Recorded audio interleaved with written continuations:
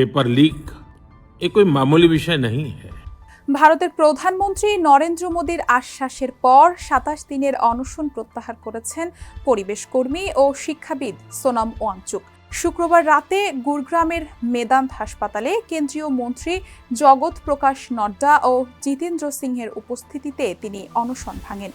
NEET পরীক্ষার প্রশ্নপত্র ফাঁস সহ বিভিন্ন অনিয়মের প্রতিবাদে আন্দোলনের প্রতি সংহতি জানিয়ে গত ২৮ জুন দিল্লির যন্তর মন্তরে অনির্দিষ্টকালের অনশন শুরু করেছিলেন সোনম ওয়াংচুক।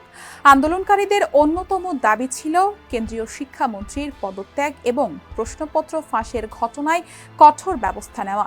দেশের মানুষকে প্রতিদিন সুরক্ষিত রাখার প্রত্যয় নিয়ে সেফটি কেবলস সহ এলো সেফ সিলিং ফ্যান। তার সেই অনশন আন্দোলনকে নতুন গতি দেয়। এর আগে বৃহস্পতিবার রাত ১১টা ৫৩ প্রকাশিত এক ভিডিও বার্তায় প্রধানমন্ত্রী মোদী প্রশ্নপত্র ফাঁসের ঘটনায় আরও কঠোর আইনি ব্যবস্থা নেওয়ার প্রস্তুতি নেন। তিনি বলেন, প্রশ্নপত্র ফাঁস কোনো সাধারণ ঘটনা নয়, এটি লাখো শিক্ষার্থী ও তাদের অভিভাবকদের জন্য গভীর উদ্বেগ ও কষ্টের বিষয়।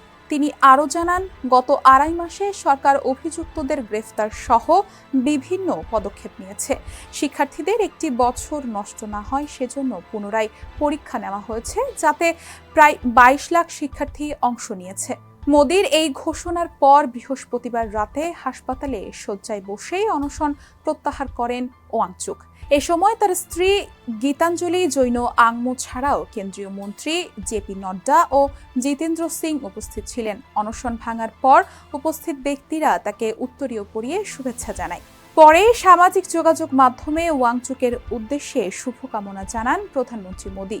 তিনি চিকিৎসকদের পরামর্শ মেনে ওয়াংচুককে দ্রুত সুস্থ হয়ে ওঠার আহ্বান জানান।